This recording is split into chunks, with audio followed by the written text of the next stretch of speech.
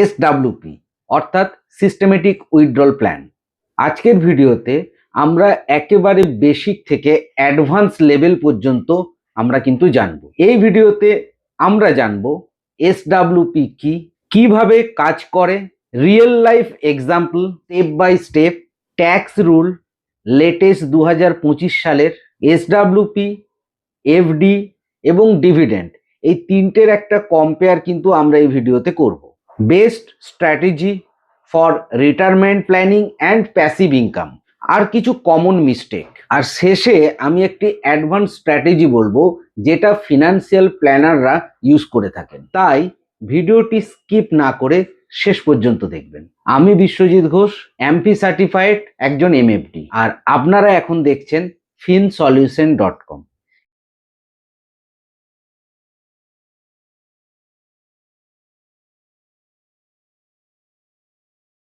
এই চ্যানেলের মাধ্যমে আমি পার্সোনাল ফাইন্যান্সের যে জটিল যে বিষয়বস্তুগুলো থাকে সেগুলোকে সহজ এবং সরলভাবে বাংলাতে আপনাদের কাছে পরিবেশন করি। ভিডিওটি ভালো লাগলে অতি অবশ্যই লাইক করবেন এবং আপনার পরিচিত বন্ধুবান্ধব এবং আত্মীয়দের মধ্যে শেয়ার করে দিবেন, যাতে ওনারাও যখন ইনভেস্টমেন্ট করবেন যাতে তার আগে একটা নলেজ ওনারা গ্যাদারিং করতে পারেন।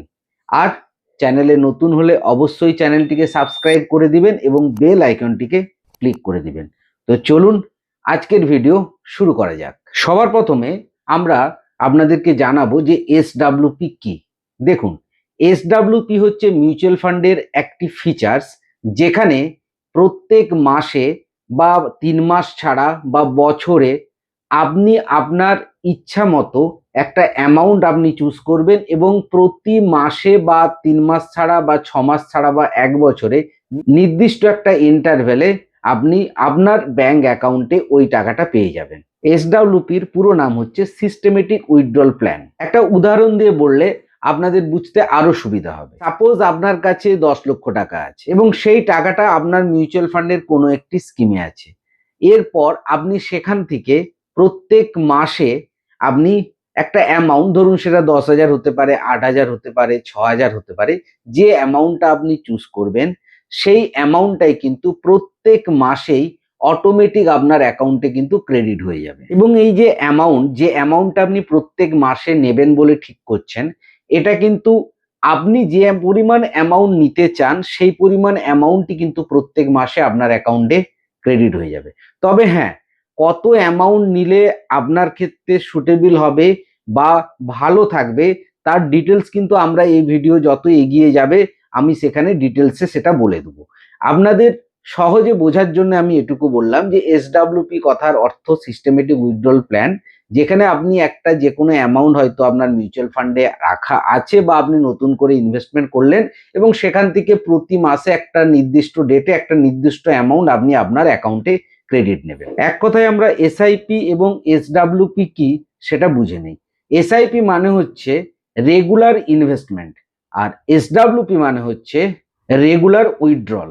এসআইপি মানে ওয়েলথ ক্রিয়েশন আর এসডব্লিউপি মানে ইনকাম জেনারেট। আর এই দুটোকে যদি আপনি কম্বাইন করে নিয়েছেন তাহলে কিন্তু আপনার লাইফ সেট। এবারে আমরা ডিটেলসে জানবো যে অ্যাকচুয়ালি এসডব্লিউপি কাজ করে কিভাবে, বা যে টাকাটা আপনাকে দেয়া হচ্ছে থ্রু এসডব্লিউপি ওইটা মিউচুয়াল ফান্ড কি প্রসেসে আপনাকে দিই। দেখুন, নর্মালি আমরা কি জানি, কোনো প্রকার মিউচুয়াল ফান্ডে যখন আমরা ইনভেস্টমেন্ট করি তখন কি হয়, সেই মিউচুয়াল ফান্ডের একটা ন্যাপ থাকে যেটাকে আমরা বলি নেট অ্যাসেট ভ্যালু, আর আমরা যত টাকা ইনভেস্টমেন্ট করি যে ন্যাপ থাকে সেই ন্যাপ ওই অ্যামাউন্টকে ডিভাইড করে আমাদেরকে ইউনিট প্রোভাইড করা হয়। অর্থাৎ ধরুন সাপোজ ফর এক্সাম্পল আমি যদি নিই, ধরুন আপনি 10 লক্ষ টাকা আপনি এসডব্লিউপি করবেন বলে কোনো একটি স্কিমে ইনভেস্টমেন্ট করেছেন, তখন কি হবে, ধরুন আপনার ওই ফান্ডটার ন্যাপ যাচ্ছে 100 রুপিস, তাহলে 10 লক্ষ ডিভাইডেড 100 অর্থাৎ 1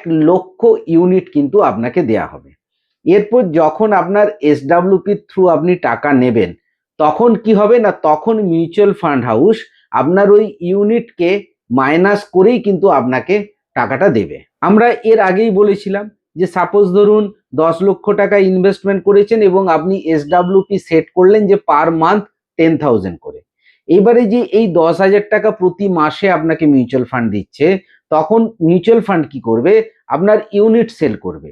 ধরুন আমি ধরে নিচ্ছি ইউনিট আপনার 1 লক্ষ ইউনিট আপনি পেয়েছেন, যদি 100 টাকা করে ন্যাভ হয়, তাহলে কি হবে, 10,000 ডিভাইডেড 100 অর্থাৎ 1,000, 1,000টা ইউনিট কিন্তু মিউচুয়াল ফান্ড হাউস সেল করবে এবং আপনাকে আপনার 10,000 যেটা এসডব্লিউপি অ্যামাউন্ট আছে সেটা আপনাকে কিন্তু দিয়ে দেবে। আর একটা কথা বলে রাখি, এই এসডব্লিউপির যে ডেট, সেই ডেটটাও কিন্তু আপনি চুজ করতে পারেন। ধরুন আপনি যদি প্রত্যেক মাসের 1 তারিখ বা 2 তারিখ বা 3 তারিখ ডেট চুজ করেন, ওই ডেটেই কিন্তু মিউচুয়াল ফান্ড হাউস ওই ইউনিটগুলো বিক্রি করবে। তবে হ্যাঁ, যদি ওটা হলিডে থাকে বা নর্মালি শনি রোববার মার্কেট বন্ধ থাকে, তাহলে সেই দিন কিন্তু আপনার ইউনিট সেল হবে না। তার নেক্সট দিন যেদিন মার্কেট ওপেন হবে সেই দিন আপনার ইউনিট সেল হবে। আর ইউনিট সেল হওয়ার পর তার 2 দিনের মাথায় কি 3 দিনের মাথায় আপনার অ্যাকাউন্টে কিন্তু টাকা চলে আসবে। তবে এখানে একটা কিন্তু টুইস্ট আছে। সেটা কি, যে ধরুন যদি আপনার ন্যাব বাড়ে, কারণ ইউনিট কিন্তু বাড়ে না, ইউনিট থাকে ফিক্সড, কিন্তু মার্কেটের ওঠানামার উপরে ন্যাব কিন্তু ওঠানামা করে। এবারে ধরুন আপনার ন্যাব 100 টাকা আছে, কিন্তু আপনার মার্কেট উঠে হয়তো 110 টাকা হয়ে গেল, তখন কিন্তু আপনার ইউনিট যে সেল হবে তার সংখ্যাটা হবে কিন্তু কম।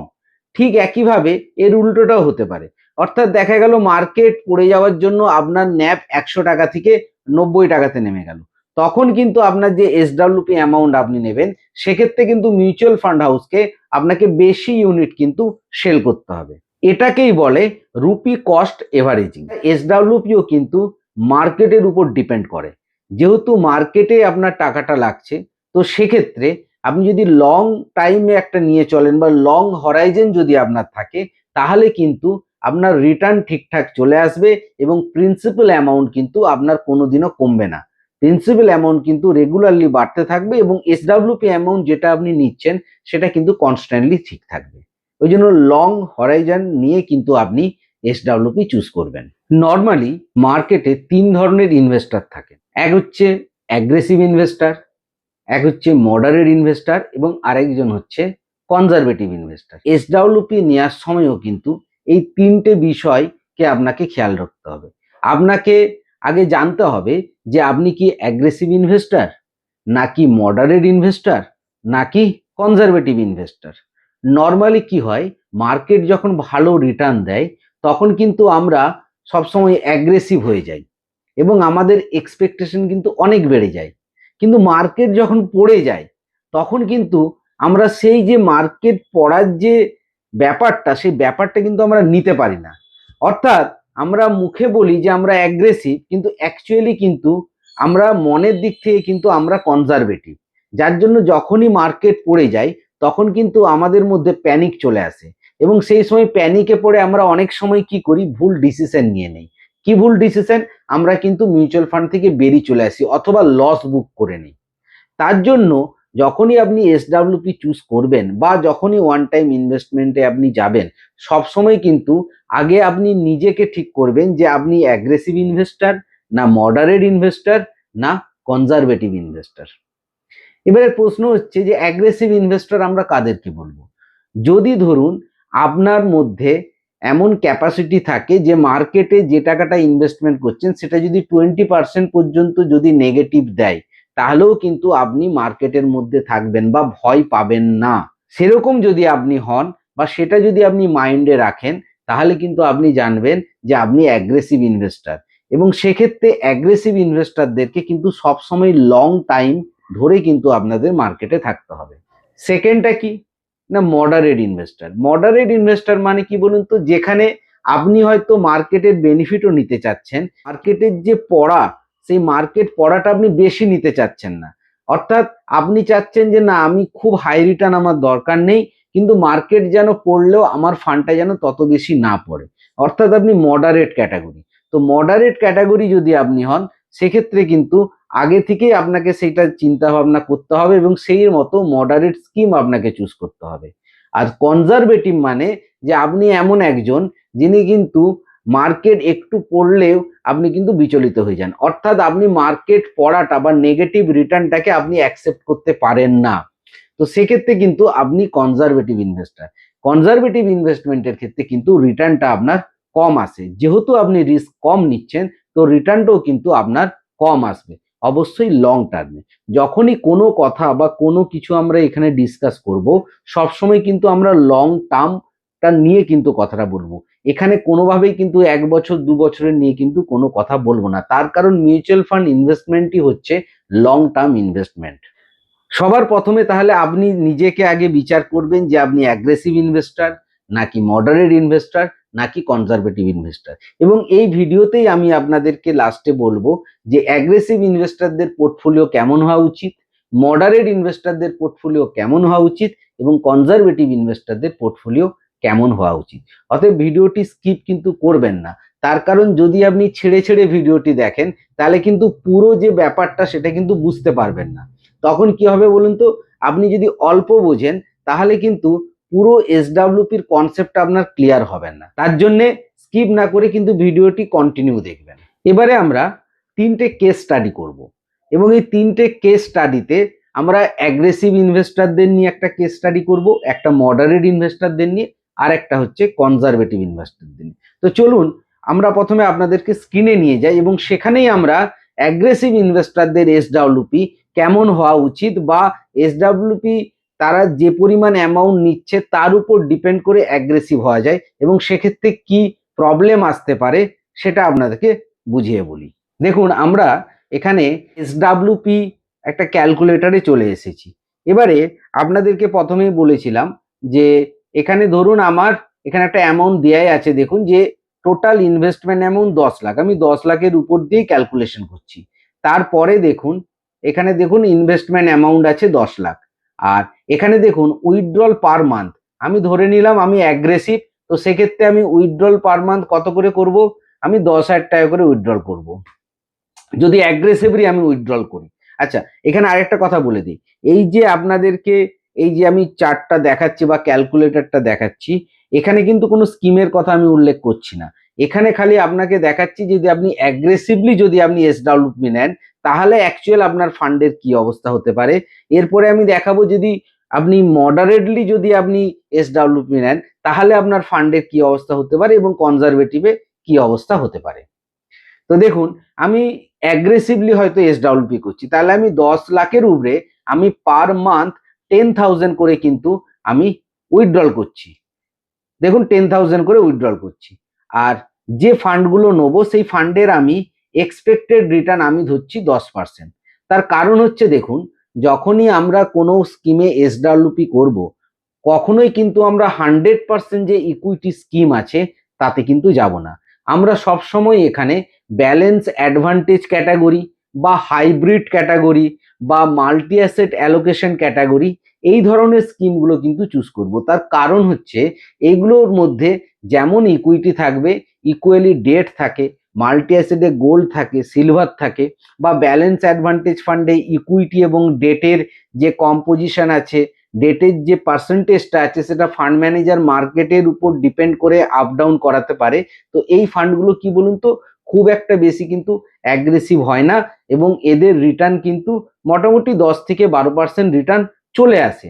যার জন্য এসডব্লিউপিতে যেহেতু প্রত্যেক মাসে আমরা একটা টাকা তুলে নিচ্ছি, অর্থাৎ আমাদের প্রত্যেক মাসে ইউনিট যেহেতু আমাদের মাইনাস হয়ে যাচ্ছে, তার জন্য কিন্তু আমরা খুব বেশি অ্যাগ্রেসিভ যে ফান্ডগুলো সেগুলো নেব না। তার কারণ যদি খুব বেশি অ্যাগ্রেসিভ ফান্ড নিয়ে নিই এবং মার্কেটে যদি 20% কারেকশন চলে আসে, তো সেক্ষেত্রে কি হবে, আমাদের ন্যাব কমে যাবে। ন্যাব যখন কমে যাবে তখন যদি আমরা ইউনিটটা ভাঙাই তখন নাম্বার অফ ইউনিট কিন্তু আমাদের বেশি ডিডাক্ট হয়ে যাবে। ওই জন্য যে স্কিমটা থেকে এসডব্লিউপি আমরা নেব সেটা অবশ্যই হাইব্রিড বা ব্যালেন্স অ্যাডভান্টেজ বা মাল্টি অ্যাসেট ক্যাটাগরি টাইপের স্কিমই হতে পারে।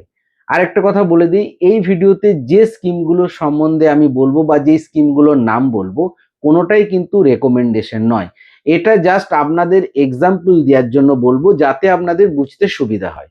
তো চলুন এইবারে এখানে ধরুন 10% করে আমি ধরে নিচ্ছি যে আমাদের যে স্কিমটি আমরা চুজ করেছি সে রিটার্ন দেবে, আর আমি টাইম ফ্রেম 20 ইয়ার্স ধরছি।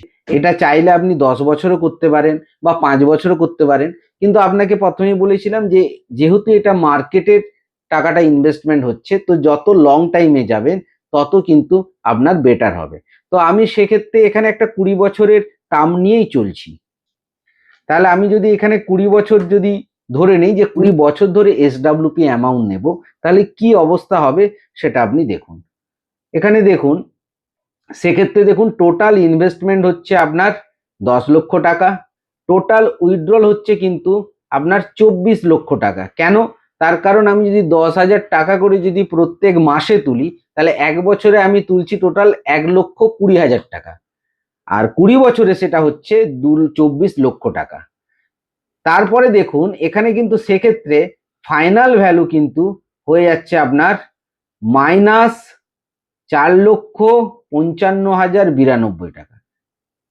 এবারে দেখুন এখানে কিন্তু মাইনাস হয়ে গেল, অর্থাৎ আমার 20 বছর পর্যন্ত আমি এসডব্লিউপি নিতেই পারবো না, তার আগেই কিন্তু আমার টাকা শেষ হয়ে যাবে। কেন শেষ হয়ে যাবে এটাই বোঝার ব্যাপার আছে। তার কারণ হচ্ছে দেখুন, আমি যে ফান্ডে ইনভেস্টমেন্ট করেছি সেই ফান্ডের এক্সপেক্টেড রিটার্ন আমি ধরেছি 10%, অর্থাৎ আমি 1 লক্ষ টাকার বছরে আমি কত রিটার্ন পাচ্ছি?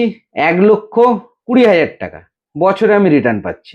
আর পার মান্থ আমি কত করে তুলছি? 10,000 টাকা করে। দেখুন এখানে কি 1,20,000 টাকা নিচ্ছি, তার মানে কি হচ্ছে প্রত্যেক বছরে কিন্তু আমি 20,000 টাকা করে এক্সট্রা নিচ্ছি। এর ফলে কি হচ্ছে, আমার যে প্রিন্সিপাল অ্যামাউন্ট সেই অ্যামাউন্টটা তো বাড়ছে না, বরং প্রত্যেক বছর 20,000 টাকা করে কমে যাচ্ছে। এর ফলে কি হবে, আমি কিন্তু লং টাইম ধরে কিন্তু এসডব্লিউপি নিতে পারবো না, তার আগেই কিন্তু আমার টাকা শেষ হয়ে যাবে। এবারে যদি আমরা দ্বিতীয় কেস স্টাডিতে যাই, অর্থাৎ আমরা যদি ব্যালেন্স এসডব্লিউপি করি, ব্যালেন্স এসডব্লিউ মানে আমরা অত বেশি টাকা উইথড্রল করব না। ফার্স্ট যে কেস স্টাডি ছিল অ্যাগ্রেসিভ এসডব্লিউপি, সেটা তো আমরা বুঝলাম। এবারে আমরা আসি যে ব্যালেন্স এসডব্লিউপি। তো ব্যালেন্স এসডব্লিউপি তে কি হয়, তো চলুন আমরা যাই ক্যালকুলেটারে, এসডব্লিউপি ক্যালকুলেটারে, এবং সেখানেই দেখি যে আমরা ব্যালেন্স এসডব্লিউপি করে কি রিটার্নটা আসে। তো দেখুন আমরা এখানে চলে এসেছি এসডব্লিউপি ক্যালকুলেটারে। এখানে যে প্রিন্সিপাল অ্যামাউন্ট বা টোটাল ইনভেস্টমেন্ট অ্যামাউন্ট সেটা কিন্তু 10 লক্ষ টাকাই ধরলাম। আর এখানে উইথড্রল অ্যামাউন্টটা আমি আগে যেখানে 10,000 টাকা নিচ্ছিলাম, আমি এখানে 7,500 টাকা করে প্রত্যেক মাসে নিচ্ছি। 7,500 টাকা করে প্রত্যেক মাসে নিলাম, আর আমার যে ফান্ডের যে এক্সপেক্টেড রিটার্ন সেটা 10%ই রাখলাম। আর টাইম কতদিন পর্যন্ত নেব, তো আমি এখানেও 20 বছর পর্যন্তই আমি নিলাম। তো দেখুন তাহলে কি রেজাল্টটা আসছে। দেখুন এখানে যে যদি আমি এইভাবে ক্যালকুলেশন করি, তাহলে দেখুন এখানে নিচে দেখাচ্ছে আমার ইনভেস্টমেন্ট অ্যামাউন্ট হচ্ছে 10 লক্ষ টাকা, আর টোটাল উইথড্রল আমি কত করছি? 18 লক্ষ টাকা আমি হচ্ছে টোটাল উইথড্রল করছি। প্রত্যেক মাসে যদি আমি 7,500 টাকা করে নিই, তাহলে 12 মাসে আমি কত উইথড্রল করব? 90,000 টাকা আমি প্রত্যেক বছর কিন্তু উইথড্রল করছি। আর আমি কত পার্সেন্ট আমার স্কিমটা থেকে রিটার্ন পাচ্ছি? 10%, অর্থাৎ 1 লক্ষ টাকা। তার মানে এখানে কি হচ্ছে, প্রত্যেক বছর কিন্তু আমার উইথড্রল করার পরেও 10,000 টাকা করে কিন্তু আমার এক্সট্রা থাকছে, যেটাই আমার যে প্রিন্সিপাল অ্যামাউন্ট অর্থাৎ 10 লক্ষ টাকা তার সঙ্গে কিন্তু অ্যাড হচ্ছে। যার জন্যই এখানে যখন আপনি ফাইনাল ফিগার দেখবেন, ফাইনাল ভ্যালু যেটা 20 বছর পর, সেই 10 লক্ষ টাকার ভ্যালুটা কিন্তু হয়ে যাচ্ছে 13,40,556 টাকা। অর্থাৎ আমি এসডব্লিউপিও নিলাম, অথচ আমার প্রিন্সিপাল যে অ্যামাউন্টটা বা ইনভেস্টেড যে অ্যামাউন্টটা 10 লক্ষ টাকা, সেটাও কিন্তু আমার বেড়ে হয়ে গেল 13,40,556 টাকা। তো এই জন্য কিন্তু এসডব্লিউপি করার সময় এসডব্লিউপি অ্যামাউন্ট চুজ করাটা কিন্তু খুব ইম্পর্টেন্ট। আচ্ছা দেখুন এখানে যে ক্যালকুলেশন গুলো করেছি এগুলো সবই অ্যাজাম্পটেড একটা ক্যালকুলেশন, অর্থাৎ ধরুন আমি 10% রিটার্ন ধরেছি, হয়তো দেখা গেল আপনার স্কিমটা 10%-এর জায়গায় 12% রিটার্ন দিয়েছে, তখন কিন্তু এই ভ্যালু যেটা আপনি 13,40,556 দেখছেন, এটা কিন্তু আরো বেড়ে যাবে। কেন বেড়ে যাবে? তার কারণ প্রত্যেক বছর তখন 1 লক্ষ টাকার জায়গায় 1,20,000 টাকা করে কিন্তু আমার জমা পড়বে, আর আমি তুলবো 90,000 টাকা, অর্থাৎ সেখানে 30,000 টাকা করে এক্সেস কিন্তু আমার যে ইনভেস্টমেন্ট অ্যামাউন্ট তার সঙ্গে কিন্তু যোগ হয়ে যাবে। তো কত পার্সেন্ট রিটার্ন দেবেন সেটা তো কেউ জানে না, সেটা মার্কেটের উপর ডিপেন্ড করে। তো মোটামুটি আমরা 10% হারে ক্যালকুলেশনের জন্য, আপনাদের বোঝানোর জন্য আমি কিন্তু এই ক্যালকুলেশনটা করলাম। তো ব্যালেন্স যদি আপনি এসডব্লিউপি করেন তাহলে এইভাবে কিন্তু আপনি 7,500 টাকা করে আপনি নিতে পারেন, অর্থাৎ 9% হারে আপনি কিন্তু আপনার এসডব্লিউপি অ্যামাউন্ট নিতে পারেন। এবার চলুন একবারে কনজারভেটিভ যে এসডব্লিউপি হয় সেটা কি, সেটাও আমি আপনাদেরকে দেখাই। ধরুন এখানে আমাদের যে প্রিন্সিপাল অ্যামাউন্ট 10 লক্ষ টাকা যা ছিল তাই রাখলাম আমি, আর এখানে আপনার যেটা 7,500 টাকা করে নিচ্ছি সেটা আমি হয়তো 6,000 টাকা করে নেব। তাহলে আমি এখানে 6,000 টাকা করে দিচ্ছি ভ্যালুটা, এসডব্লিউপি উইথড্রল পার মান্থ 6,000 টাকা। আর এক্সপেক্টেড যে রেট অফ রিটার্ন সেটা পার অ্যানাম 10%ই কিন্তু আমি রাখলাম, এটাকে আমি কিছু চেঞ্জ করলাম না। আর যে কত দিন নেব সেটাও আমি কিন্তু 20 বছরই রাখলাম। তো চলুন এবারে দেখি কি হয়। এবারে দেখুন কি হলো, এখানে দেখুন টোটাল ইনভেস্টমেন্ট অ্যামাউন্ট হচ্ছে 10 লক্ষ টাকা। আচ্ছা, তারপর আপনার টোটাল উইথড্রল অ্যামাউন্ট কত, 14,40,000 টাকা। এবং আমার যা ফাইনাল ভ্যালু, অর্থাৎ আমার 20 বছর পর আমার যে 10 লক্ষ টাকা সেটার ভ্যালু কিন্তু দাঁড়িয়ে যাচ্ছে 24,17,945 টাকা। আমি এসডব্লিউপিও নিয়েছি এবং তার সঙ্গে সঙ্গে কিন্তু আমার প্রিন্সিপাল অ্যামাউন্টটাও কিন্তু বেড়েছে। তাহলে এই যে আমরা এসডব্লিউপির যে তিনটে আমরা ভাগ করলাম, একটা অ্যাগ্রেসিভ এসডব্লিউপি, একটা মডারেট বা ব্যালেন্স এসডব্লিউপি, আর একটা কনজারভেটিভ এসডব্লিউপি, এর থেকে আপনি কি শিক্ষা নিলেন? এর থেকে এটাই বোঝা গেল যে যখনই আমরা কোনো এসডব্লিউপি অ্যামাউন্ট নেব সেটা কিন্তু কোনো সময় অ্যাগ্রেসিভ আমরা নেব না। তার কারণ যদি আমরা অ্যাগ্রেসিভ হারে নিই আর মার্কেট যদি সেই হারে রিটার্ন না দেয়, যেমন ধরুন এখানে কি হলো, এখানে আমরা অ্যাগ্রেসিভ বলতে আমরা 10 লাখ টাকার এগেনস্টে আমরা 10,000 টাকা করে এসডব্লিউপি অ্যামাউন্ট বসিয়েছিলাম। তাহলে 10,000 টাকা করে যখন বসাচ্ছি তার মানে 12 মাসে 1,20,000 টাকা, তাহলে রেট অফ রিটার্ন কত দাঁড়াচ্ছে, 12%। অর্থাৎ 12% হারে আমি কিন্তু আমার যে ইনভেস্টেড অ্যামাউন্ট আছে সেখান থেকে আমি এসডব্লিউপি নিচ্ছি। মার্কেট সবসময় একই রকম থাকে না, মার্কেটে ভোলাটিলিটি থাকে। এর ফলে যদি আমার ওই স্কিমটি 12% রিটার্ন না দেয় তাহলে কিন্তু আমার প্রিন্সিপাল অ্যামাউন্ট ক্রমশ কমতে থাকবে। তার জন্য এসডব্লিউপি অ্যামাউন্ট সবসময় আমার যে ফান্ড থেকে এসডব্লিউপি নিচ্ছি তার রিটার্ন যা হবে তার থেকে কিন্তু আপনাকে কম নিতে হবে, তাহলেই আপনার প্রিন্সিপালও বাড়বে এবং আপনার এসডব্লিউপিও ঠিকভাবে কাজ করবে। তাই ব্যালেন্স ক্যাটাগরি সব থেকে ভালো, যেটা আমরা ব্যালেন্স এসডব্লিউপি আপনাদের দেখালাম, অথবা সব থেকে ভালো যেটা গোল্ডেন রুল হচ্ছে সেটা হচ্ছে আপনার 6 থেকে 7% আপনি এসডব্লিউপি নিন, অর্থাৎ আমাদের যেটা কনজারভেটিভ যে এসডব্লিউপি। এখানে কি হবে না, আপনার টাকাও আপনি পেলেন প্লাস প্রিন্সিপালটাও কিন্তু ক্রমশ বাড়তে থাকবে। যখনই আপনি এসডব্লিউপি করবেন এই গোল্ডেন রুল যেটা সেটা কিন্তু আপনি মনে রাখবেন। সেই গোল্ডেন রুলটা কি, আপনার ফান্ড যত রিটার্ন দেবে, অর্থাৎ যে ফান্ডটা থেকে বা যে স্কিমটা থেকে আপনি এসডব্লিউপি নিচ্ছেন সেই স্কিমটার রিটার্নের থেকে কম পার্সেন্টেজ আপনাকে এসডব্লিউপি নিতে হবে, এটা কিন্তু আপনি মাথায় রাখবেন।